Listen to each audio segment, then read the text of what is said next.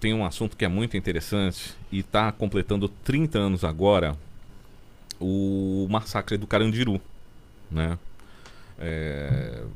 Ali a gente viu realmente Inclusive o filme, ele retrata, assim, de uma forma bastante poética até, eu diria, né? O que aconteceu. Mas foi uma ação exagerada, vamos dizer assim, naquele momento, né? Já existia o problema de superlotação no Carandiru, né? E inclusive o escritório da doutora Luciana Faria está defendendo um caso, né, de filhos de que detentos perderam o pai. O pai morreu, foi morto no massacre do Carandiru. Massacre do Carandiru. E os filhos, eles estão processando o Estado para receber uma indenização. Eu queria que você contasse um pouquinho mais dessa história, Luciana. Pois é, o massacre do Carandiru virou um assunto mundial, né? Sim. Ocorreu em 2 de outubro de 1992. Vai completar agora, dia 2 de outubro vai completar 30 anos. 30 anos, para você ver, né? Foram 111 presos, todos os policiais foram... 111 mortos. 111 mortos, isso. Perdão. Quer dizer, os 111 presos foram mortos Sim. durante o massacre do Carandiru. Agora, dia 2 de outubro, completa 30 anos. Todos os policiais que estavam envolvidos nesse dia foram absolvidos, porque o Tribunal de Segunda Instância entendeu que eles estavam no exercício da profissão. Sim, sim. Né? O coronel, na época, o coronel Ubiratã, ele acabou sendo condenado, mas aí depois ele recorreu e também acabou sendo absolvido. E aí, esses presos, 111 presos, que estavam lá cumprindo já suas penas, né? Cabia ao Estado resguardar a integridade física desses presos, né? Para reintegrá-los na sociedade. Né? O sistema prisional é para isso que serve, embora não é o que ocorre, né? Você é preso para se reabilitar, para depois você ser reenquadrado na sociedade. Então, esses presos já estavam cumprindo suas penas. E no meu escritório, até a doutora Adriana Faria, que é minha irmã, que foi a advogada responsável pelo processo, os 3 filhos, inclusive, são daqui da cidade de São Vicente, né? O pai morreu durante o massacre do Carandiru, e aí foi proposta uma ação de indenização pela morte do pai desses 3, na época eram 3 menores. Uhum. E o juiz de primeira instância acolheu a prescrição, porque a ação foi proposta em 2017, há mais de 20 anos depois do massacre do Carandiru. O escritório conseguiu reverter essa decisão em segunda instância, afastando a prescrição, porque a ação penal ainda não tinha sido julgada, nem transitada em julgado. Sim. Então, enquanto não se apurou os culpados pelo massacre, a ação civil não podia ser prescrita, quer dizer, a prescrição estava interrompida. E aí houve a condenação, realmente reconheceu aí o dano moral para os filhos desse detento que morreu durante o massacre do Carandiru.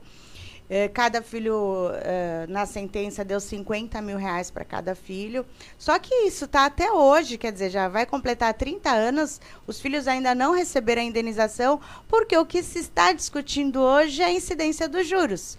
Se os juros sobre a condenação vai ser aplicado desde a data do evento, 2 de outubro de 1992, ou se os juros vai ser aplicado, a correção monetária, desde a sentença.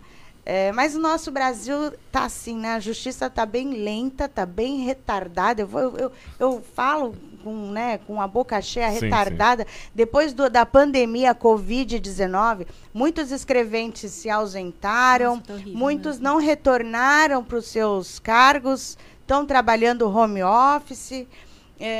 Tá faltando escrevente nos fóruns. Eu tive recentemente na vara de execuções municipais em São Paulo, e só tem um escrevente trabalhando. Gente, que absurdo. É uma vergonha. E horário reduzido, né, doutora? Também. Horário reduzido, diminuiu 2 horas do dia. Sim, então, assim, o judiciário... Tivemos uma reforma do Código de Processo Civil em 2015, que diz lá, como um dos princípios consagrados do Código de Processo Civil, celeridade do judiciário, a celeridade processual. Gente, isso é muito bonito no processo, mas na prática não funciona. Onde já se viu um processo demorar 30 anos para a parte receber uma indenização?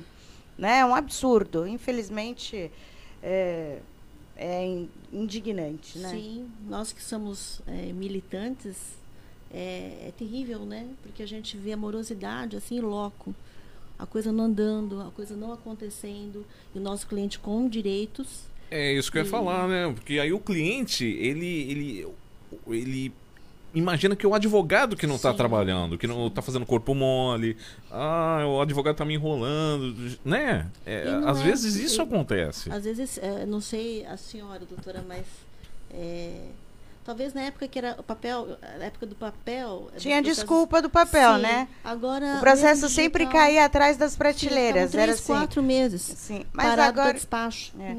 Mas agora os processos são eletrônicos, embora tenha algumas varas, alguns cartórios ainda conseguem ter mais agilidade, mas infelizmente está tudo muito parado. A vara de acidentes do trabalho da comarca de Santos está com 13 mil processos só para um juiz julgar. Meu Deus. Assim, é um volume muito grande. Uma juíza com 13 mil processos numa vara, ela tem que dar 900 sentenças por mês. É muita coisa, né? É impossível. Dá 30 por dia, né? 30 sentenças por dia. Impossível. Ela praticamente não vai ler processo se tiver que cumprir a meta do tribunal. Então, o massacre do Carandiru, essa indenização, muitas pessoas, muitos filhos, né, desses detentos que, na época, recorreram à justiça, muitos perderam. Nosso escritório foi um dos poucos que teve êxito, justamente porque a gente conseguiu reverter em segunda instância por conta da prescrição, da suspensão da prescrição, porque o processo penal ainda não tinha sido julgado.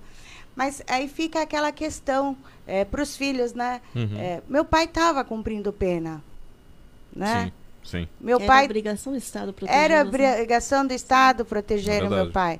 E filho é filho, filho quer estar sempre perto do pai, né? A gente não pode condenar aqui o detento que foi morto. Ele agiu mal na sociedade. Ele já estava cumprindo a sua pena. Exatamente. Né? Agora, sabe lá quando esses filhos vão realmente receber essa reparação? Porque a reparação por dano moral é só para aliviar, de alguma forma, a dor, né? Aquela perda. Sim. Né? A gente sabe que o dinheiro não compensa com certeza nenhuma perda. E esse pagamento acaba vindo depois por precatório, porque é o Estado que vai pagar. Anos também para né? receber. Então, quer dizer, quando o juiz determinar o valor, os juros, aí vai ter que aguardar aí a fila dos precatórios, que aí já é uma outra novela. Meu Deus do céu.